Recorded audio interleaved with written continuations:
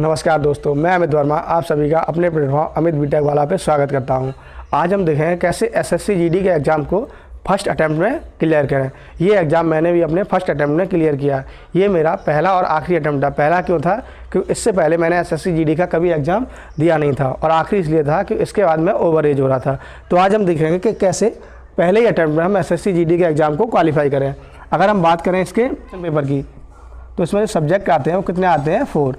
Math आता है, Hindi, GS और रीजनिंग। और सभी में जो नंबर ऑफ क्वेश्चन होते हैं वो कितने होते हैं हमारे? 20।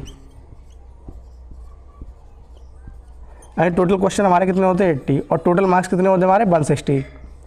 और अगर हम बात करें यूपी के जनरल एरिया की, यानी जिसकी कट ऑफ सबसे ज़्यादा गई है, तो जिससे मैं बिलोंग करता हूँ, यूपी के जनरल एरिया की जो कट ऑफ गई है वो गई है 133.49 के अप्रॉक्सीमेट, यानी कि 133.5 नंबर।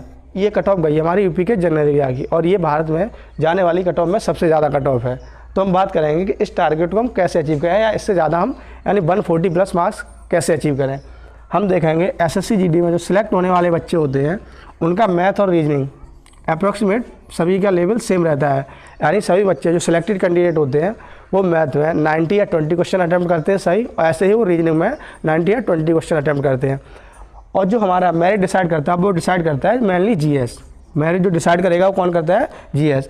थोड़ी बहुत मेरिट डिसाइड करता है हिंदी भी। अगर जिस स्टूडेंट की जीएस पे पकड़ अच्छी है, यानी जिसमें जीएस पे डीप नॉलेज है, वो आसानी से इस एग्ज़ाम को क्वालिफाई कर लेगा।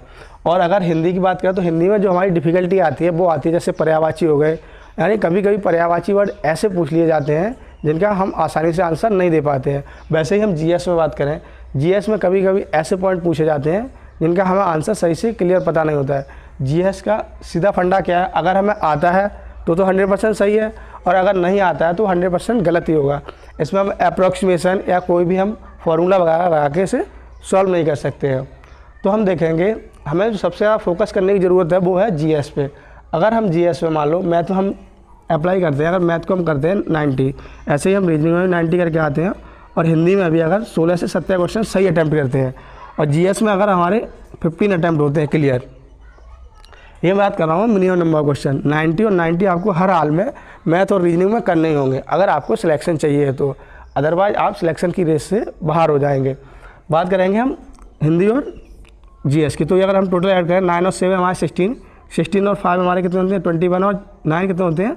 30 की 0, और ये हमारा कितना हो जाएगा? 111 यानी 70। यानी हम मिनिमम हमें 70 क्वेश्चन सही अटैम्प्ट करने ही हैं। 70 क्वेश्चन हमें मिनिमम सही अटैम्प्ट करने हैं, तो हम आसानी से जो हमारा स्कोर होगा वो 140 प्लस पहुँच जाएगा। अगर हम 70 सही करते हैं और 1-2 अगर रॉन्ग भी करते हैं तो कटने के बाद आफ्टर नॉर्मलाइजेशन जो हमारा स्कोर होगा 140 प्लस हो जाएगा, और आसान तरीके से हम इस एग्ज़ाम को क्वालिफाई कर लेंगे।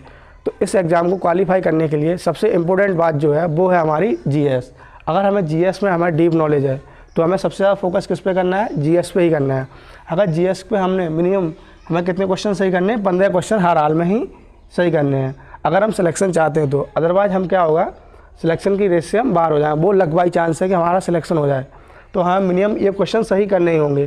क्योंकि हम देखते हैं हर बार कट ऑफ जो हमारी जाती है वो पिछले की तुलना में बढ़ के ही जाती है। जैसा कि हमने देखा था 2021 में वैकेंसी कम थी, लेकिन जो कट ऑफ गई थी वो कम गई थी।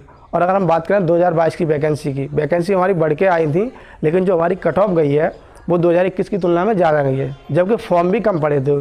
तो इससे क्या समझ में आ रहा है, जो हमारे कंपटीशन वाले स्टूडेंट हैं वो रेगुलर डे बाई डे अपने आप को प्रिपेयर कर रहे हैं, यानी कि उनकी जो तैयारी है दिन बाई दिन निखरती जा रही है, और वो कंपटीशन को टफ से टफ बना रहे हैं। तो किसी भी एग्ज़ाम को क्वालिफाई करना इतना आसान नहीं है, लेकिन अगर हमारी स्टडी सही है, जो हमारे पढ़ने का तरीका है और जो हमारी अप्रोच है वो एकदम करेक्ट है, तो आसान तरीके से हम इसको क्वालिफाई कर लेंगे। तो हमारी अप्रोच क्या होनी चाहिए कि हम सबसे ज़्यादा फोकस करें जीएस पे। मैथ रीजनिंग की जो प्रैक्टिस है वो मॉक टेस्ट से प्रैक्टिस कर सकते हैं। जैसे आरडब्ल्यू के मिनी मॉक टेस्ट आते हैं, उसकी अच्छे से प्रैक्टिस करेंगे तो मैथ और रीजनिंग हमारा स्ट्रॉन्ग हो जाएगा। लेकिन हमें जीएस को डीप में पढ़ने की ज़रूरत है और सही पढ़ने की ज़रूरत है। कोई भी एग्ज़ाम होता है उसको क्वालिफाई करने के लिए हमें 2 चीज़ें रिक्वायर्ड होती हैं, एक तो स्पीड, दूसरा एक्यूरेसी। यानी किसी भी क्वेश्चन को जो हमारे सॉल्व करने की अप्रोच है वो क्या होनी चाहिए, उसमें हमारी स्पीड भी होनी चाहिए और एक्यूरेसी भी होनी चाहिए, तो हम आसान तरीके से उस एग्ज़ाम को क्वालिफाई कर लेंगे। और लास्ट में हम बताना चाहेंगे कि मेरा जो सिलेक्शन हुआ है वो फाइनल आसाम राइफल्स में हुआ है। ये मेरा आसाम राइफल्स का जॉइनिंग लेटर है जो हमें आज के ही दिन बाई पोस्ट प्राप्त हुआ है।